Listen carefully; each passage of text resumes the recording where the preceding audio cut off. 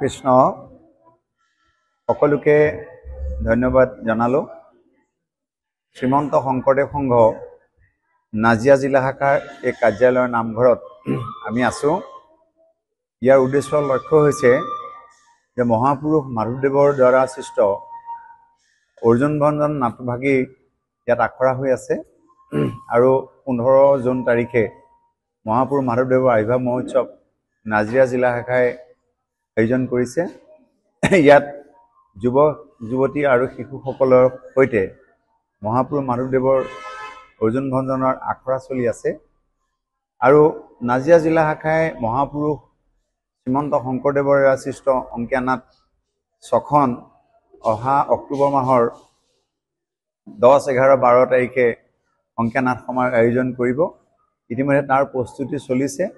আজি আমি ইয়াতে আহিলোঁ। ইয়াতে আহি এই শিল্পীসকলৰ লগত আখৰা আমি দুদিন আৰম্ভ কৰিছোঁ।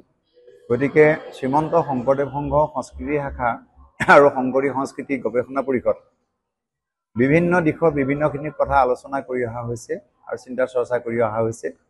গুৰু শ্ৰীমন্ত শংকৰদেৱ আৰু তাৰ প্ৰপন্ন শিষ্য মহাপুৰুষ মাধৱদেৱৰ যি গীত বাদ্য নৃত্য অভিনয় বা গুৰুজনা কলা সংস্কৃতি আছে সেইখিনি সংৰক্ষণৰ কাৰণে প্ৰচাৰ প্ৰসাৰৰ কাৰণে আৰু সেইখিনি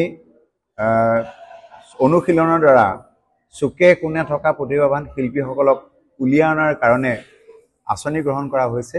আমি আশা কৰিম যে প্ৰতিখন জিলা শাখাতে এই ধৰণে আঁচনি গ্ৰহণ কৰি শিল্পীসকলক উলিয়াই অনাৰ লগতে গুৰুজনাৰ কলা সংস্কৃতিক অনুশীলন কৰি আগুৱাই নিয়াৰ ক্ষেত্ৰত বা প্ৰতিভাসমূহ বিকাশ কৰাৰ ক্ষেত্ৰত এখন মঞ্চ আমি তৈয়াৰ কৰিছোঁ আৰু সেই মঞ্চখনত সকলোকে আমি অংশগ্ৰহণ কৰিবৰ কাৰণে অনুৰোধ জনাইছোঁ।